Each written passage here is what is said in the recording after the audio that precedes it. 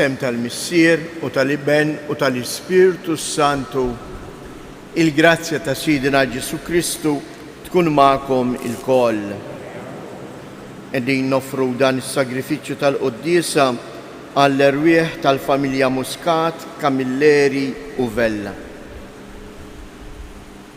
Reġa' sebaħ, hekk għadna kemm kantajna. Kemm hija xi ħaġa sabiħa li nibdew din il-ġurnata flaqa ma' Alla. Jew aħjar nibdew din il-ġurnata billi nirrikonoxxu id-don, ir-rigal li Alla jrid jagħtina. Mhux biss tal-ħajja iżda li jiltaqa' magħna permezz tal-kelma tiegħu u tal-Ewkaristija. Fil-waqt li narfu in-nuqqasijiet tagħna ejjew nitolbu maħfra għal ħtiejetna.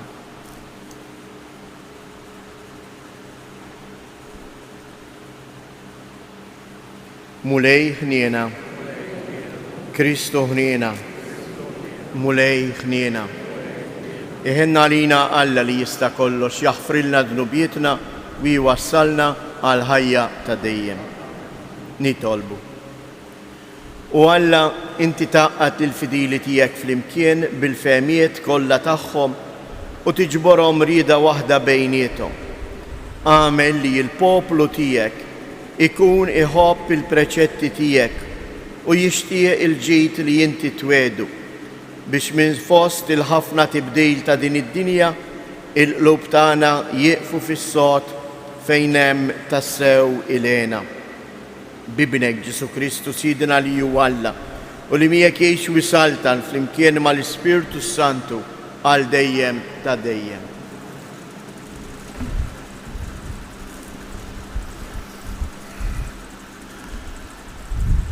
Qari mill-ewwel ittra ta' San Pawl Apostlu lit-Tessalonkin.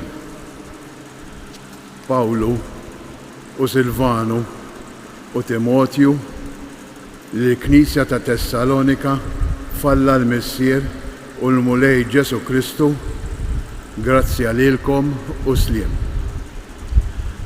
Aħna kull ħin nizzuħħaj lill-Alla minħabba fikom il-koll u niftakru fikom dejjem meta nitolbu. Niftakru fil-ħidma li jiġejja mill-fidi tagħkom u fit-taħbit li ħireġ minn imħabbitkom.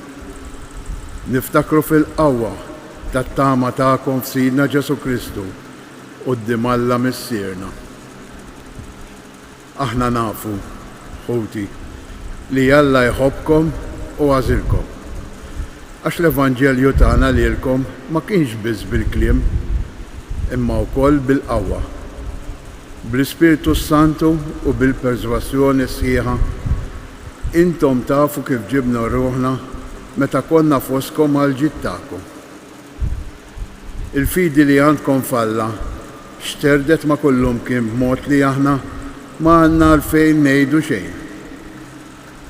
Huma stess jgħidu f'laqgħa li kellna għandkom u kif dortu lejn Alla u tlaqtu l-idoli biex taqdu lill-Alla ħajju veru u tistennew ġej mis-sema lill-Ibnu li hu qajjem mill-imwiet, Ġesu li ħellisna mill-korla li ġejja.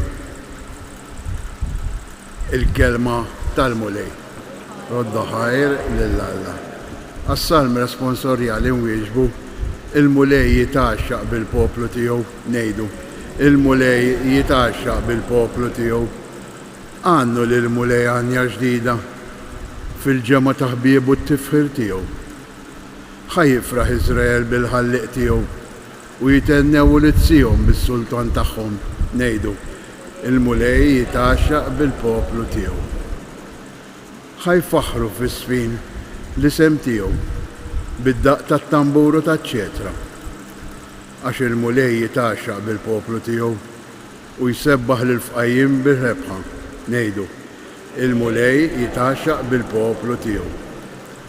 Bil-glorja jitennew ħbiebu u jaqbżu bil-ferħ fuq frixhom. It-tifħir ta' Alla ikun fuq fommhom. Dan uġġieħ għal ħbieb tiegħu kollha ngħidu. Il-mulej jitaxxaq bil-poplu tiegħu. Inqumu għall-Evanġelju. Alleluja.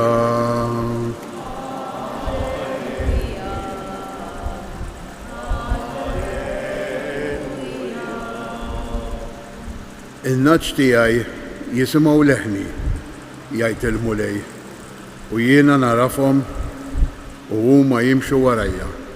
Alleluja.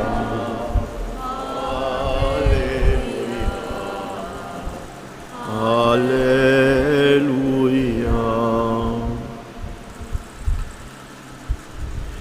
Il-mulej ma'kom. Qari mill-Evanġelju skont San Mattew. F'dak iż-żmien, Ġesu beda jitkellem u jgħid: ħażin għalikom intom il-kittieba u l-Fariżej u ġuħ boħra. Intom talqu saltna ta' smewwiet tal-bnedmin u la intom ma tidħlu fija u lanqas tħallu lil ħaddieħor li jkun irid jidħol. Ħażin għalikom intom il-kittieba u l-Fariżej u ġuħ boħra. Intom taqsmu l-ibħra u dduru d-dinja kollha biex iddawru bnedmin għar-reliġjon tagħkom. U meta tiġbduh għal magħkom tagħmluh bniedem ħaqqu l-infern darbtejn aktar minnkom. Ħażin għalikom mexxejja omja. Intom tgħidu jekk wieħed jaħlef bis-santwarju il-ħalfa ma toċ, imma jekk jaħlef bid-deb tas-santwarju ikollu irodlok. Boloħ u omja. X'inhu l-aqwa? Id-deb jew is-santwarju li jqaddes id-deb? Tgħidu wkoll jekk wieħed jaħlef bl-artal il-ħalfa ma toċ, imma jekk jaħlef bl-offerta ta' fuq l-artal ikollu jrott. Ja omja, x'inhu l-aqwa? L-offerta jew l-artal li jqaddes l-offerta? Mela min jaħlef bl-artal ikun jaħlef kemm bl-artal u kemm li jkun hemm fuqu, u min jaħlef bis-santwarju ikun jaħlef kemm bis-santwarju u kemm min jammar fih. U min jaħlef fuq is-sema ikun jaħlef kemm bit-tron ta' Alla u kemm b'dak li hemm fuqu. Il-kelma tal-mulej.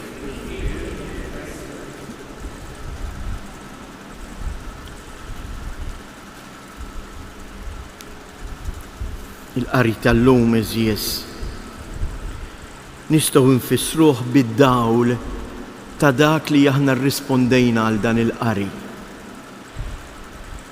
Fis-salm responsorjali dal-għodu rripetejna għal 4 darbiet il-mulej jitaxxa bil-poplu tiegħu.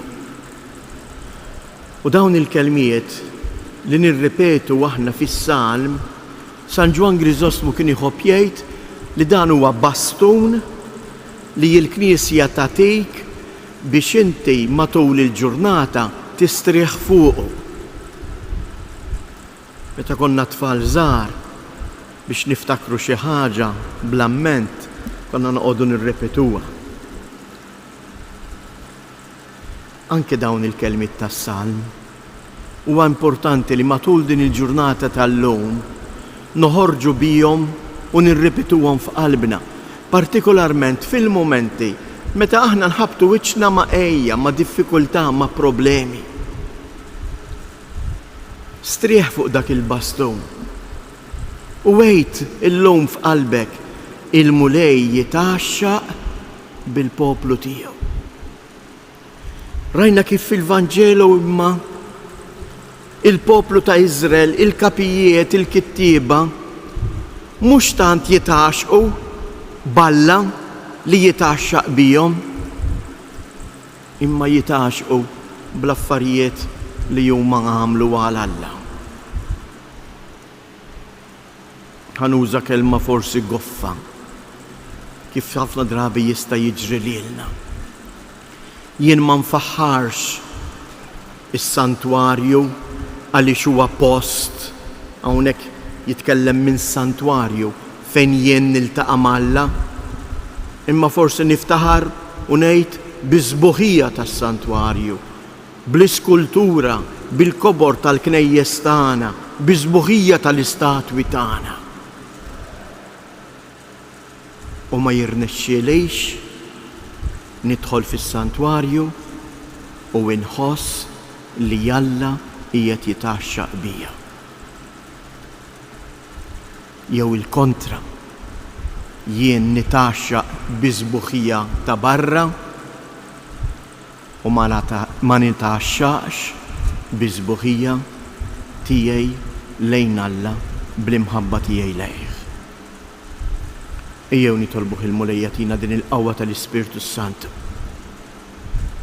Hekk dan is-salm jekk intbaħtu ikompli ma dak tal-bieraħ, duqu u taraw kemm hu tajjeb il-mulej.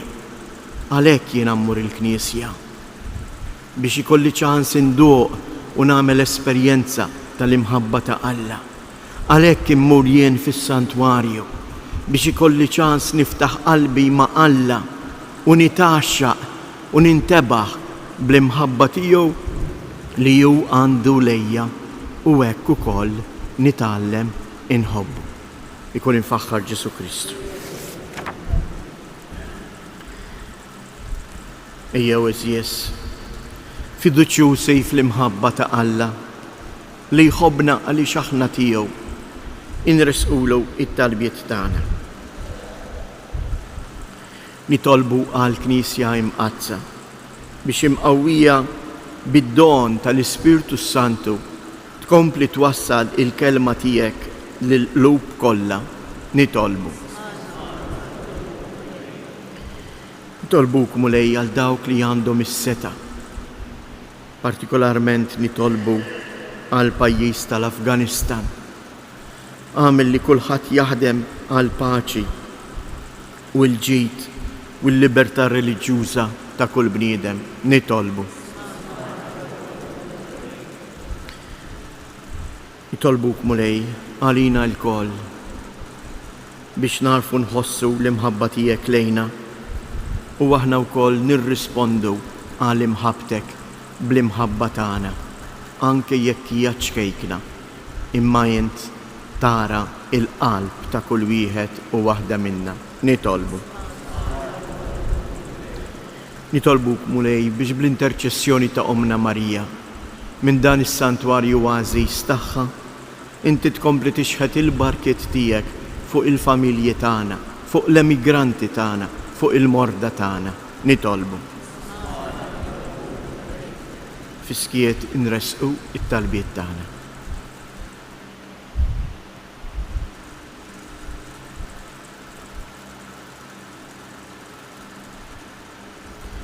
Il-qamsir qaddiż dawn it-talbiet li dan il-poplu jinġabar hawn madwarek biex jilqa il-kelma tiegħek u fl-istess ħin jagħtik it-tifħir li int jistħoqlok, int li tgħix s-saltan għal dejjem ta' dejjem.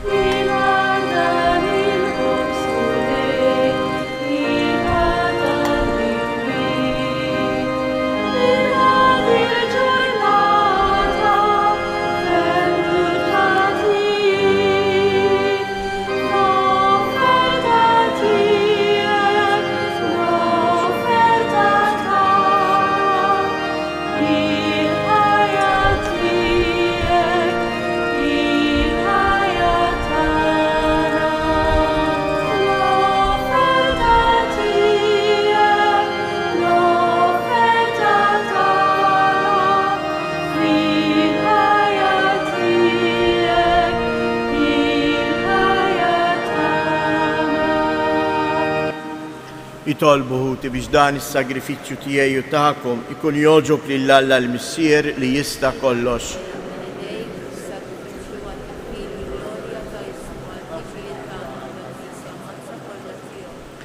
Int mulej b'sagrifiċċju wieħed magħmul darba l dejjem ksibt għalik poplu u tajtu l-grazzja tal-adozzjoni. Kun twajjeb mal-Knisja tiegħek u għatija id-doni tal-aqda u isliem bi Kristu siedna. Il-mulej ma'kom. Nerfu lubna il-fuq. Nizzoħajr l-mulej Alla tana. Sewwa u xieraq tas-sew missier qaddis, tajjeb u taġi tas-salvazzjoni tana, li dejjem u kullimkien inroddulek ħajr bibnek il-Aziz Ġesu Kristu, il-verb tijek li jint għamilt kollox. Int battulna bħala Salvatur u feddej, mamul bniedem mill-Ispirtu Santu u imwilet minn Marija Verġni. U għatem ir-rieda tijek u kiseb għalik poplu qaddis, u fil-passjoni tiegħu fetaħ idejh fuq is-salib biex iħolna mill-irbit tal-mewt u jorina il-qawmien għal-ħajja. Għalhekk flimkien mal-anġel qaddisin kollha inxandru il-glorja tiegħek u bleħen wieħed intennu qaddis, qaddis, qaddis. Mulej Alla tal-eżerċitu, ismewwitu l-art mimlija bil-glorja tiegħek. U sanna fl-ola ta' smewiet, imbirek minn ġej fisem il-mulej, u sanna fil-oli ta' smewiet. Għaddejs ta' sewint mulej, inti lajn ta' kull qdussija, għaddes għalek nitolbu dawn l-offerti bil-barka tal-Ispirtu tijek biex isiru għalina il-ġisem u d-dem ta' Sidina Ġesu Kristu. Li meta kien sejnata biex mirrajħ ibati ħa il-ħobs, radd il-ħajr, qasam tal id-disċipli tiegħu u qal: ħudu u kulu il-koll minn dan, għax dan huwa ġismi li jingħata għalikom.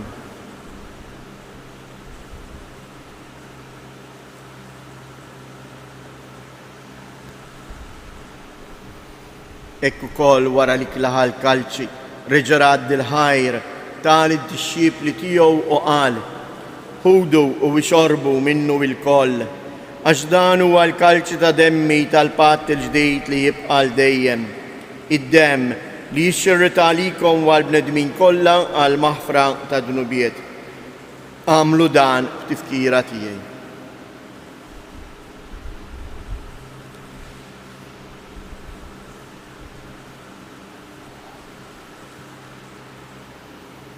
Danu il-misteru tal-fidi inħabru l-mewt tiegħek mulej, ixandru bil-ferħ il-qawmin tiegħek nistennewk sa ma tiġi fil-glorja. Għalhekk aħna u nagħmlu dan b'tifkira tal-mewt u l-qawmien ta' Sidina Ġesu Kristu, nofrulek mulej il-ħobs tal-ħajja u l-kalċi tas-salvazzjoni u inroddulek ħajr għaliex oġbok tilqana hawn quddiemek biex naqduk. U mitċo kontana nitolbu li l-Ispirtu Santu jaqadna f'ġisem wieħed, lilna li nieħdu sem il-ġisem u id-dem ta' Kristu. Ftakar mulej, fil-Knisja tiegħek imxerda mad-dinja kollha, u ittaqa' fl-imħabba fl-imkien mal-Papa Franġisku, mal-Isqof tagħna Anton, mal-Isqfijiet u l-Ministri tiegħek kollha. Ftakar ukoll fħutna li raqdu bit-tama tal-qawmien. Ftakar fil-mejtin kollha, daħħalhom quddiemek fid-dawl tas-sebħ tiegħek. Ħenna lina l-koll nitolbuk, għati lilna wkoll il-wirt tal-ħajja ta' dejjem, flimkien mal-Verġni mqazzhom Malla Marija, ma' San Ġusepp, l-Apostli u l-qaddisin kollha li jgħixu fil-ħbiberija tiegħek sa mill-bidu tad-dinja. Għamel li magħhom infaħruk u insebħuk b'Ġesu Kristu ibnek. Bi Kristu, ma' Kristu u fi Kristu.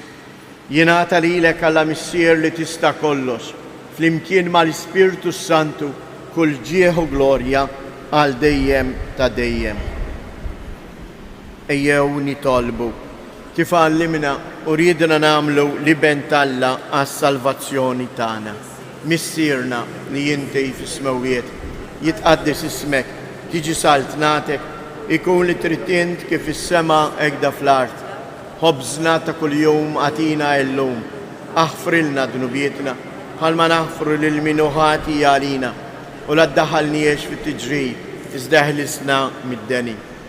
Eħlisna nitolbuk mulej minn kull deni, Atina fit-tieba u l-ħnina tiegħek il-paċi fi żmienna biex inkunu ħielsa dejjem midnub u mħarsa minn kull inkwiet. Aħna u nistennew tamaw il-lena u l-miġja tas-Salvatur tagħna Ġesu Kristu. Mulej Ġesu Kristu li jgħid lill-apostli tiegħek inħallilkom isliem nagħtikom isliem tiegħi la tħares lejn lubietna. Iżda ħares lejn il-fidi tal-Knisja tiegħek. Għatija isliem u laqda li jintrit fija, inti tgħix wis-saltan għal dejjem ta' dejjem. Il-paċi tal-mulej tkun dejjem magħkom. Għatu l-paċi lil xulxin.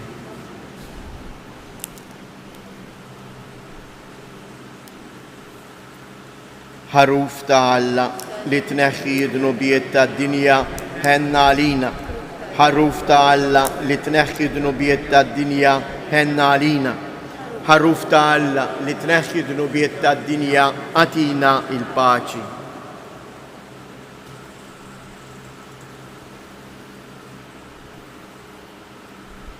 Danu il-ħaruf ta' Alla.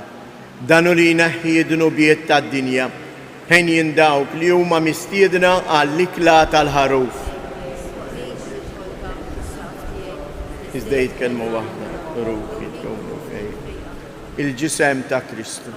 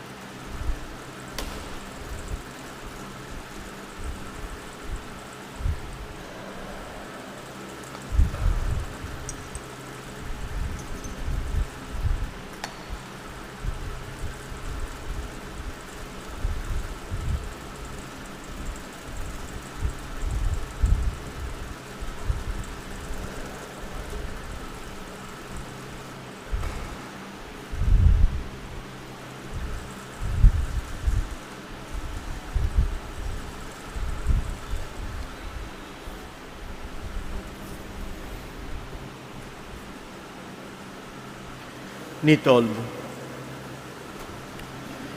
Ħenna lina mulej u għatina fejqan sħiħ fit-tiba tiegħek għamel li aħna nkunu fidili lejk sal-aħħar u li nsiru noġbuk f'kollox bi Kristu Siedna. Idu flimkien 3 Evangelijiet impoġġu hekk taħt il-ħarsa materna lil morda tagħna dawk li jduru bihom kif ukoll lill-immigranti li qegħdin ikunu kważi ta' kuljum għodin magħna permezz tal-mezzi soċjali għal dan il-ħin tal-quddiesa.